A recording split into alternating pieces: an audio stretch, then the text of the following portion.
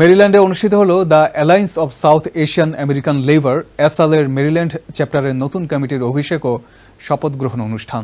রোববার সন্ধ্যায় জার্মান টাউনের স্থানীয় একটি হোটেলের কনফারেন্স সেন্টারে আয়োজিত অনুষ্ঠানে নবনির্বাচিত সভাপতি হাসান চৌধুরীর সভাপতিত্বে এবং সেক্রেটারি খুরশিদ শব্বির ও রাইসা ফারহিনের সঞ্চালনায় প্রধান অতিথি হিসেবে উপস্থিত ছিলেন কংগ্রেসওম্যান এপ্রিল ম্যাকলারেন্স ডিলানি।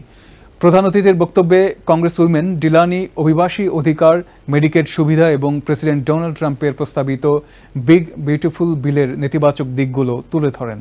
তিনি এই সংগঠনটির সঙ্গে যৌথভাবে কাজ করার অঙ্গীকার জানান। আমরা চেষ্টা করব যে যেভাবে আমরা আমাদেরকে আরো প্রেজেন্টেট করতে পারি কমিউনিটির কাছে এবং অল আমেরিকানস, এটাই আমাদের, আমরা এই লক্ষ্যে কাজ করে যাচ্ছি।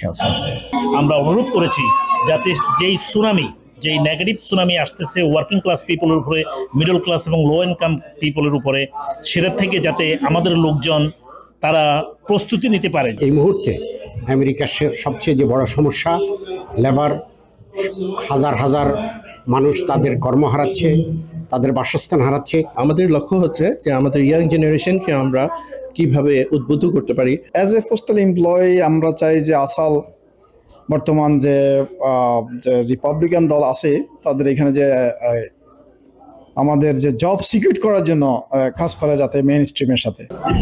এবং হাসান ভাইকে অসংখ্য ধন্যবাদ। আসামের সবচেয়ে সাকসেসফুল প্রোগ্রাম আমার দেখা মতো। নিউ ইয়র্ক থেকে সম্প্রচারিত TVN 24 টেলিভিশন বিশ্বজুড়ে বাঙালির কণ্ঠস্বর।